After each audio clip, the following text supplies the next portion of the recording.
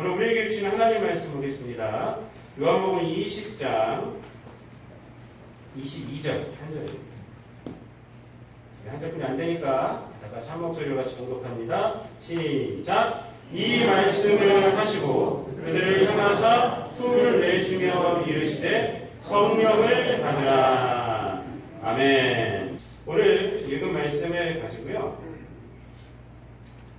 예수님의 숨과 성령이라는 제목으로 함께 은혜를 나누도록 하겠습니다. 한번 따라해 보시기 바랍니다. 예수님의 숨과 성령. 오늘 이제 본문 말씀 우리가 세 번째 있습니다. 지난주에도 이 본문 말씀을 읽었어요. 19절부터 23절까지 말씀을 쭉 읽으면서 평강이 있을지어다라는 제목으로 말씀드렸고, 지난주에도 또 이 구절을 읽었습니다. 21절, 22절 말씀을 해서 읽었습니다. 그래서 그때는 나도 너희를 보내노라, 지난주에 그 말씀을 드렸고, 오늘은 이제 22절 이 주님께서 제자들에게 하신 행동과 그 하신 말씀을 통해서 한번 그 의미가 무엇인지 보면서 은혜를 좀 나누려고 합니다. 오늘 본문 말씀은 우리가 보면 다 아시는 말, 이해가 안 되는 건 아닙니다. 예수님께서 나도 너희를 보내노라 라고 말씀하신 후에 뭐라고 하셨냐면, 무슨 행동을 하셨냐면 제자들을 향해서 숨을 이렇게 내뱉으셨어요. 하고 내뱉으시면서 성령을 받으라 라고 이렇게 말씀하셨어요. 그래서 사실 이게 내뱉으시고 나서 성령을 받으라 라고 이렇게 말씀하실 수도 있고, 내뱉으시면서 말씀하실 수도 있고, 그렇게 다 해석할 수가 있습니다. 왜 그러냐면 숨을 이렇게 내뱉으면서 말을 할 수가 있거든요. 숨을 이렇게 들이쉬면서 말할 수 있는 사람은 없어요. 한번 제가 어저께 설교 준비하면서 해봤어요. 제가 숨을 들이마시면서 할 수 있는가 해서 했더니 안 되더라고요. 아주 말을 했더니 안 나오더라고요. 이렇게 하면 되지. 이게 숨을 내뱉으면서 말을 하는 거예요. 나오면서 성대를 울리고 공명을 시키면 좀 아름다운 소리가 되는 거고, 좀 멀리 가는 거죠. 제가 성악을 좀 해갖고 제가 이 소리 내는 걸 조금 알아야 되죠. 그래서 예수님께서 내뱉으시면서 성령을 받으라 이렇게 말할 수도 있는 거예요. 숨을 이렇게 후 하시고 할 수도 있는 것이고, 근데 뭐든 상관은 없습니다. 그러니까 예수님께서 호흡을 하신 거예요. 호흡. 여러분, 인간에게 있어서 호흡은요, 생명을 유지하는 중요한 그러한 육체의 활동입니다. 인간은 호흡을 통해서, 그러니까 호흡은 두 가지죠. 들숨과 날숨으로 이렇게 해요. 들숨은 이렇게 호흡을 이렇게 마시는 게 이제 들숨이고, 그 다음에 뱉어내는 거죠. 들숨을 통해서 산소를 얻습니다. 우리가 산소를 얻고요. 공중에는 산소를 얻어서 이 산소를 통해서 우리가 이제 폐로 들어가면 폐에서 혈액으로 들어가고, 혈액은 그 산소를 세포로 다 이렇게 운송을 하는 거예요. 그 세포가 산소를 받아서 거기서 이제 에너지를 만들어내는 겁니다. 에너지를 만드는 과정 속에서 뭐가 나타나냐면 이산화탄소가 나타나요. 이산화탄소가 그래서 이 날숨으로 나가는 겁니다. 그래서 나갈 때는, 우리가 들어갈 때는 산소를 마시지만 나갈 때는 이산화탄소가 나와요. 우리 그래도 문 꽉꽉 닫고 우리들만 있으면 여기 이산화탄소 딱 차요. 깜짝 답답하고 이산화탄소가 있으면 졸리고 막 그런 거예요. 환기를 갖다가 시켜줘야 되고, 차량 운전하실 때도 겨울에는 에어컨 때문에 다 이렇게 닫고 하잖아요. 그래서 꼭 환기를 꼭 시켜주셔야 돼요. 아니면 운전자가 졸아요. 이산화탄소 때문에 그렇습니다. 여러분, 그러니까 호흡의 과정은요, 이거 끊어지면 안 돼요. 이렇게 하면서 에너지를 만드는 거예요. 에너지. 그래서 잠자는 동안에도 호흡은 계속됩니다. 계속돼. 호흡이 끊어지면 그것을 뭐라고 그래요? 두 글자로? 세 글자로? 죽었다. 사망하셨다. 라고 하는 호흡이 끊어집니다. 여러분, 응급 환자 중에서도요, 호흡 곤란 환자는 총각을 다투어서 치료를 합니다. 왜? 몇 분만 숨을 못 쉬어도 죽는 거거든요. 캐나다에 있을 때 우리 아는 목사님이 뼈가 아파가지고 허리가 아파가지고 응급실에 간 적이 있어요. 그분이요, 주차장에 하면서 어쨌든 저한테 전화가 와요. 목사님 살려주세요. 그 내려가면 어떻게 되냐면 누워있어요. 허리가 아파가지고 올라오지 못하는 거예요. 그래서 제가 부축해서 집까지 올라오고 그랬었는데, 응급실에 갔더니 그분이 새벽에 너무 아파서 응급실에 갔더니 저쪽에서 치워놓고 있더라고요. 나한테 새벽에 전화가 왔어요. 목사님 저를 데리고 가세요. 가봤더니 응급실 안에 들어가 있지도 않고 복도에 있더라고요. 복도에 이렇게 뉘어놨어. 뉘어놓고 이렇게 보고 뭐 치료 한번 해주고 가더래. 왜냐하면 죽지 않으니까. 네? 뼈는 죽지 않아요. 응급 환자들이 문제라는 거예요. 호흡이나 뭐 이런 응급 환자, 어린아이들이나. 여러분, 오늘 본문을 보면 예수님이 호흡을 하시잖아요. 후 하고 내뱉었든지 하여튼 호흡을 하셨어요. 여러분, 이 호흡하는 것을 왜 이렇게 묘사를 해놨을까? 숨을 내쉬었다. 예수님이 정확히 말씀드리면 이제 들숨이 아니라 날숨을 하신 거예요. 내보내시는 걸 했는데, 왜 성경이 제자들을 향해서 예수님이 숨을 내신 것을 이렇게 여기다가 이렇게 묘사를 해놨을까? 오늘 좀 그것을 좀 보려고 해요. 예수님도 우리처럼 공기가 필요하신 존재다. 이것을 나타내려고 한 것은 아닙니다. 예수 하나님이신데 공기도 하나님이 창조하셨어요. 공기 없어도 사시는 분이죠. 예수님이 제자들을 보시고 하도 한심스러워서 한숨을 쉬신 것이다. 근데 그것도 아닙니다. 지금 이 문맥상은 그런 것도 아니죠. 그렇다면 어떤 의미가 있을까? 어떤 그 의미가 있을까? 여러분, 저희를 향해서 숨을 내쉬었다. 이 말이요. 신약 성경에 보면요. 이 내쉬었다라는 말, 예수님의 이 내쉬었다, 숨을 내쉬었다라는 이 단어는 그 헬라어로 보면은 그 원형이 엠피사오라고 합니다. 원형이. 근데 바로 여기 신약 성경에서 여기서만 쓰였어요. 여기 단 한 군데에서만 쓰였습니다. 단 한 군데서만. 근데 구약 성경을 보면요.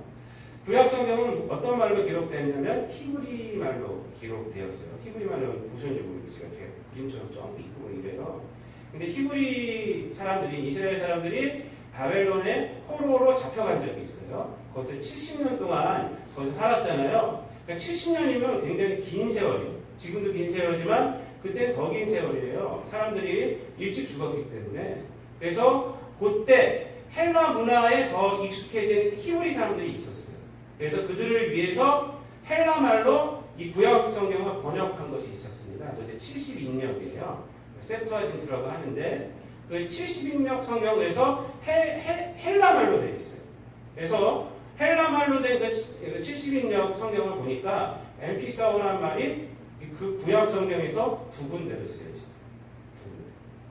두 군데 어떤 군데냐면 어디서 사용됐냐면 두 군데가 어디냐면 첫 번째는 창세기 2장 7절에서 쓰였습니다. 창세기 2장 7절 보면은 여호와 하나님이 흙으로 사람을 지으시고 생기를 그 코에 불어넣으시니 사람이 생명이 된지라. 그래서 불어넣으시니 생기를 그 코에 불어넣으시니 이 말이 이제 비슷해요. 똑같아요. 그리고 두 번째로는 어디 쓰였냐면 에스겔서에 쓰였습니다. 에스겔서 37장 9절부터 10절까지 말씀을 보면은 또 내게 이르시되 인자야 너는 생기를 향하여 대언하라. 생기에게 대언하여 이르기를 주 여호와의 말씀에 생기여 사방에서부터 와서 이 사방을 당한 자들에게 불어 살게 하라 하셨다 하라. 이에 내가 그 명령대로 대언하셨더니 생기가 그들에게 들어가매 그들이 곧 살아나서 서는데 극히 큰 군대로라 라고 말합니다. 생기에게 명령해서 불어 누구에게 부는 거예요? 뼈다귀 해골 살아나게.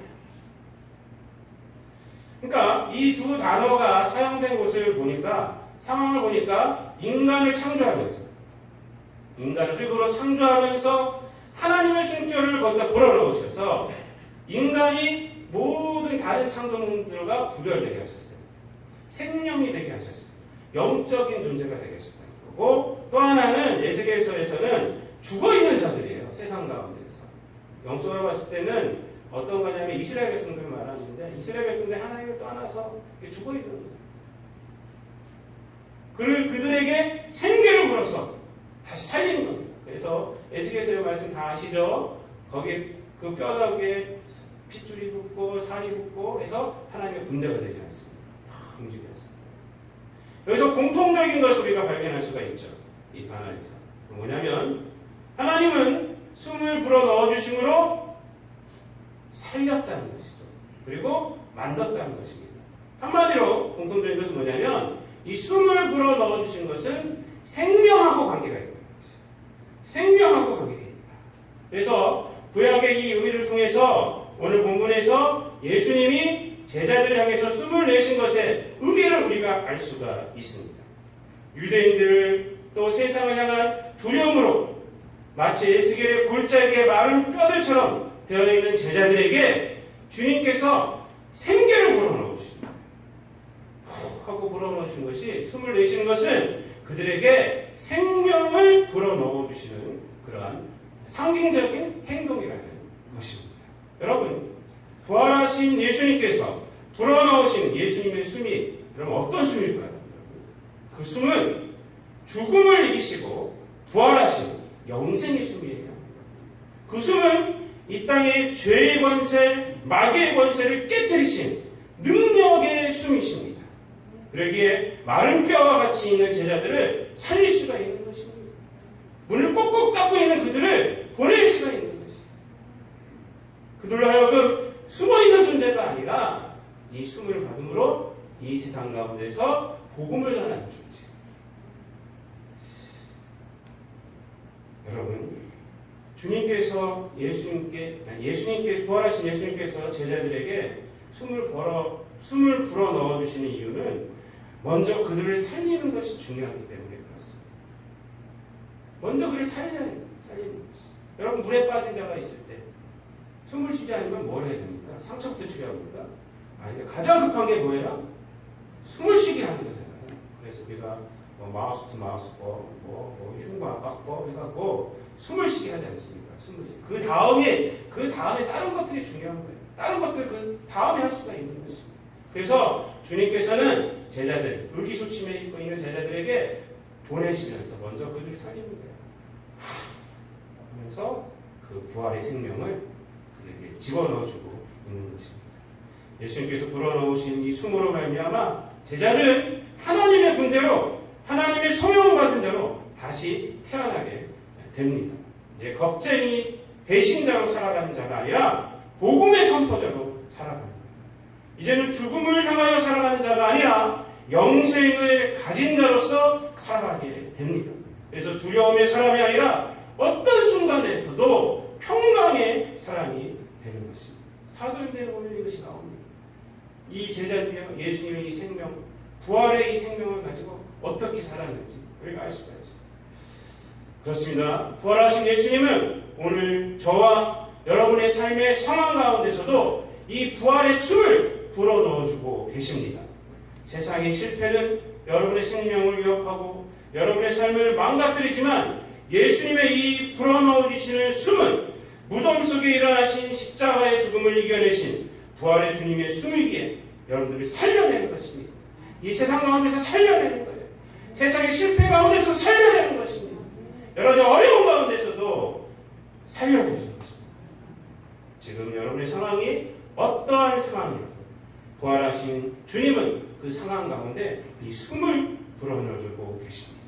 주님이 불어넣어주시는 이 숨결을 붙잡으시기를 바랍니다. 여러분의 삶이 다시 회복되실 것이고 다시 살아날 것이고 반드시 하나님의 평강이 임할 줄로 믿습니다. 그리고 예수님은 동시에 이렇게 말씀하십니다. 성령을 받으라 라고 말씀을 합니다. 숨을 불어넣으시고 생명을 불어넣으시고 성령을 받으라. 하나님의 생명을 받은 자에게 가장 중요한 것은 성령을 받는 것이라는 거예요. 성령과 동행하라는 것이다. 성령을 받아야 부활하신 예수님께서 불어넣어 주신 생명의 숨이 우리의 삶을 이끌어가는 거예요. 삶 속에서 역사하기 때문에 그렇습니다. 예수님께서 보내신 제자들이 예수님의 생명력을 성령을 통해서 세상에서 능력으로 발휘하게 되는 것이에요. 그래서 성령을 받으라라고 말씀을 하는 것입니다. 제가 결혼 전에 우리 집사람과 데이트를 할 때 우리 처가 식구들, 처남하고 처제하고 또 이렇게 몇 명이서 속초에 놀러 가기로 했어요. 그래서 이제 주일날 우리 저녁 예배가 있었어요. 저녁 10시에 끝나고 나서 우리 교회로 다 모여서 이제 부교절에 있을 때 그래서 봉고차에 다 싣고 다 태우라고 해서 가려고 했는데 배터리가 방전이 됐어요. 그래서 내가 차지하려고 충전하려고 다른 차 했는데 플러스 마이너스 잘못했어요. 팍 소리가 나고 그래서 망가졌어요. 근데 제가 안 갈 수가 있나요? 그때 결혼 전이었고 데이트할 때인데 죽어도 가야 되겠어요. 그래서 그 10시에 막 전화해갖고 배터리 새 걸 샀어요. 막 해갖고 새 거를 사갖고 교체를 한 다음에 돈이 억만금이 들어도 교체를 해야죠. 가야 되니까. 갔습니다. 갔는데 제가 이제 차를 몰고 그 저녁 10시 반 이렇게 넘어 출발을 했는데 새 배터리인데도 불구하고 차가 이상한 거예요. 불이 자꾸 약해져요. 약해져요. 아무리 이상해서 평창까지 갔어요. 평창 휴게소에서 차를 세우고 점검을 했어요. 아버지한테 전화를 했어요. 저 차를 잘 모르니까. 아버지가 하시는 말씀이 제너레이터가 망가진 거거든요. 그래서 저 제너레이터가 뭔지도 모르죠. 제가 무식하니까 그런 게.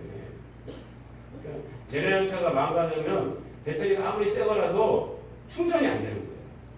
충전이 안 돼요. 그래서 여러분 차를 시동을 꺼놓고 있으면 그 라이트를 켜놓으면 어떻게 돼요? 아침에 방전되잖아요.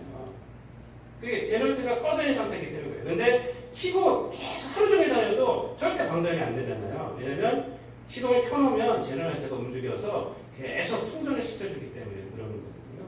그러니까 아무리 새 배터리를 갖다가 장착을 했어도 이 제너레이터가 망가지니까 거기 있는 배터리에 있는 양까지만 쓸 수 있는 거예요. 양까지.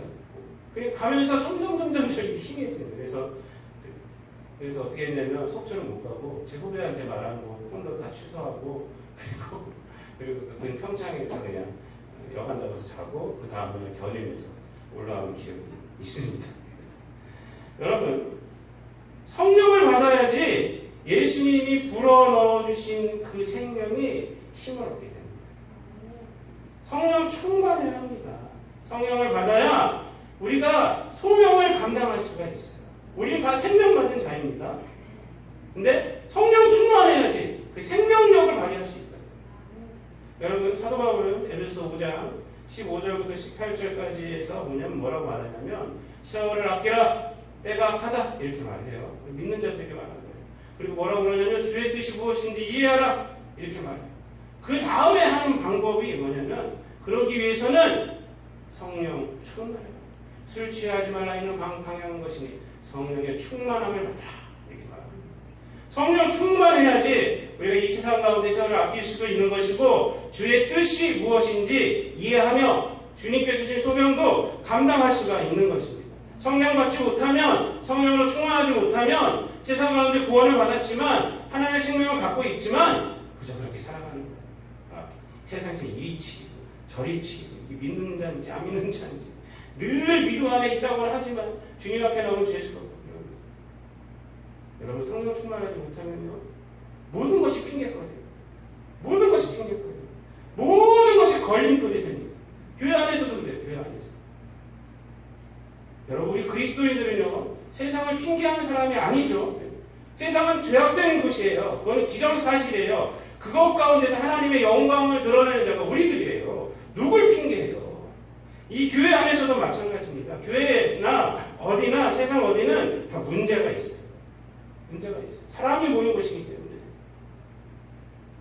여러분, 교회는 어떤 여건이 충족되었기 때문에 부흥되는 것이 아닙니다. 하나님의 생명과 성령의 은혜로 교회가 부흥되는 것입니다. 성도들도 마찬가지예요. 내 상황이 모두 좋기 때문에 내가 이 가운데서 믿음으로 살아갈 수 있는 것이 아닙니다. 성령 충만함으로 살아갈 수 있는 것이에요. 믿음을 지킬 수 있는 것입니다. 돈이 많다고 믿음을 지킬 수 있어요? 돈이 많으면 더 못 지켜요. 건강 있다고 믿음을 지킬 수 있어요? 건강하면요 노세 젊은 노세. 여러분 문제는 어느 모임이나 다 있어요. 문제는 어느 단체나 다 있어요. 문제는 뭐냐면 우리가 성령 충만하지 못한 것이 진짜 문제예요. 여러분 문제가 없는 곳을 찾으신다면 어딜 가야 되느냐? 공동묘지 가면 돼요. 거기는 아무 문제 없어요. 누가 거기 소리 질러도 아무도 안 하고 노래를 막 불러도 괜찮은 거예요. 여러분들 뭐라고 해서 하나도 없어요. 여러분 조건이 충족돼야 되고 또 여러 가지가 나 맞는 사람만 있어야 되고 그래야지 교회가 부흥된다면 사도행전에 나오는 초대교회는요 절대 부흥되지 말아야 되는 상황입니다. 그렇죠? 여러분 초대교회 때 번듯한 교회가 있었습니까? 아니면 일꾼들이 많았습니까? 광야 같은 상황이었어요. 광야. 여러분 광야 보셨어요? 저는 성수를 아직 안 갔다 와서 모르겠어요. 근데 사진을 보니까 광야가 엄청나게 진짜 넓더라고요. 아무것도 없어. 그럼에도 불구하고 오늘날 21세기 교회들이 뭐라고 구호를 외칩니까? 초대교회로 돌아가자. 초대교회로 돌아가자. 왜요? 그때는 아무것도 없었어요. 지금이 더 부유합니다. 지금이 더 화려합니다. 지금이 더 능력 있는 사람이 더 많아요. 지금도 달란트 있는 사람이 더 많아요. 더 아름다운 찬양을 성가대하는 사람이 더 많습니다. 근데 왜 초대교회로 돌아가자고요? 왜? 성령 그때 충만했기 때문에. 성령 충만했기 때문에 세상을 번영시킬 수 있었기 때문에 그래서 초대교회로 돌아가자라고 하라는 거예요. 여러분 사도행전을 보시기 바랍니다. 이번 주에 사도행전을 묵상하는데 얼마나 감동이 되는지 몰라요. 사도행전을 보면요 다 성령 충만해요. 베드로가 하나님 말씀 들을 때도 성령이 충만했다고 그래요. 안전뱅이를 일으킬 때도 성령이 충만했다고 그래요. 심지어 스데반 지사님이 순교를 당할 때도 성령이 충만했다고 그래요. 성령이 충만했다고 그래요. 죽는 순간에도 성령이 충만했어요. 아무 상황에 상관이 없어요. 상황이. 성령이 충만했어요. 여러분 사도 바울은요. 성령이 충만해서 성령께서 인도하시는 것은 다 갔어요. 여러분 에베소 교회에서 잘 사역하다가 성령께서 얼로 인도했으니까 예루살렘으로 인도하셨어요. 에베소 교회 장로들이 와서 붙잡았습니다. 근데 뭐라고 말하느냐. 사도 바울이 성령님께서 가라고 하십니다. 성령께서 가라고 하면 난 가야 돼. 근데 성령께서 가라고 하시면 뭐가 있어야 돼요? 좋은 일이 많아야 되죠? 근데 그런 일이 없어요. 성령이 거기 가면 네가 환난을 당하고 결박을 다 받을 것이다. 그러나 사도 바울이 신앙적으로 하고 있습니다. 내가 주의 복음을 전하는 일에는 내 목숨이 하나도 아깝지 않다. 성령의 이것이 내가 가야 된다. 그래서 가는 거예요. 성령이 충만하니까 가는 거예요. 여러분 성령 충만하시기 바랍니다. 예수님은 숨을 불어넣으시면서 생명을 주시고 성령을 받으라 라고 합니다. 여러분 그럼 우리가 어떻게 성령을 받을 수가 있겠습니까? 사도행전을 보면요 제자들이요 뜨겁게 기도할 때 성령께서 임하셨어요. 사도행전 2장 아닙니까? 또 사도들이 안수할 때 성령께서 임재하셨습니다. 근데 그 안수할 때 상황을 보면요 어땠냐면 이 사람들이 간절하게 사모했어요. 말씀을 사모하고 있었어요. 그때 사도들이 안수하는 거예요. 가서. 그러니까 성령이 임하십니다. 즉 성령님을 받을 수 있는 방법은 뭐냐면 성령 안에 있게 되는 방법은 뭐냐면 다른 것이 아니라 간절히 사모함만 있으면 된다는 것입니다. 간절히 사모하고 부르주시면 된다는 것입니다. 왜 그런지 아십니까? 하나님께서 약속하여 주셨기 때문에. 예수님께서 약속하여 주시기 때문에 그래요. 그래서 예수님께서 승천하시면서 제자들에게 뭐라고 했습니까? 너희들 예루살렘을 떠나지 말라. 약속하신 것을 기다려라 라고 말했습니다. 그리고 마가다락방에서 약속하신 것을 기다리며 뜨겁게 기도할 때 성령께서 그 각 사람에게 임한 거 아닙니까? 성령 강림이라고 요새 했죠. 성령의 인재를 사모하고 예배에 참석하고 기도에 참석하고 부르짖을 때 성령께서는 반드시 임재하십니다. 여러분의 마음을 뜨겁게 하고 회개케 하고 그 안에 있는 예수님의 생명으로 하여금 능력되게 하시는 것입니다. 사랑하는 성도 여러분, 성령을 사모하시기 바랍니다. 부르짖으시기 바랍니다. 말씀을 마치겠습니다. 사랑하는 성도 여러분, 부활하신 주님께서 저와 여러분들에게 새로운 생명을 주셨습니다. 그리고 성령을 받으라 라고 말씀하셨습니다. 이 생명은 죽음을 이기시고 부활하신 영원한 생명입니다. 죄와 사망의 능력을 이기신 생명입니다. 이 생명을 가지고 있는 자임을 잊지 마시고 이 생명으로 성령의 충만함을 통해서 죄를 이기고 악에 빠지지 않고 성령의 열매를 맺으며 생명력을 발휘하며 마음에 늘 기쁨이 충만한 그 상태로 살아가시는 저와 여러분 되시기를 우리 주님 예수 그리스도의 이름으로 축원드립니다. 기도하겠습니다. 사랑과 은혜가 풍성하신 아버지 하나님 감사를 드립니다. 이 땅 가운데서 죄 가운데 살아가는 우리들에게 예수 그리스도의 십자가와 부활을 통하여서 우리에게 새 생명을 허락하여 주시고 그 생명 가지고 이 땅 가운데서 죄를 이기며 많은 죄 가운데 있는 사람들을 하나님께로 인도할 수 있는 그런 능력 우리가 갖게 하여 주심을 감사를 드립니다. 이 악한 시대에 성령의 충만함을 받아서 하나님께 주신 이 생명을 가지고 우리의 삶 가운데서 살아가기도 하시고 삶을 이겨내기도 하시고 하나님의 영광을 드러내며 또한 하나님께서 주신 소명을 넉넉히 감당하며 살아가는 우리 모든 성도들 되게 하여 주시옵소서. 우리 성도들을 통해서 이 땅 가운데 낙심한 자들이 하나님을 알게 되고 예수님께로 인도되어지는 귀한 역사가 일어나게 하여 주시옵시고 이 생명력이 가지고 아버지 하나님 이 땅 가운데서 살아감으로 늘 하나님께 쓰임받는 귀한 우리 성도들의 삶 되게 하여 주시옵소서. 그래서 가정이 회복되게 하여 주시고 일터가 회복되게 하여 주시고 아버지 하나님 만나는 모든 이웃들에게 주의 영광만을 드러내는 우리 모든 성도들 되게 하여 주옵소서. 감사드리며 이 모든 말씀 우리를 구원하신 우리 구주 예수 그리스도의 이름으로 기도드리옵나이다.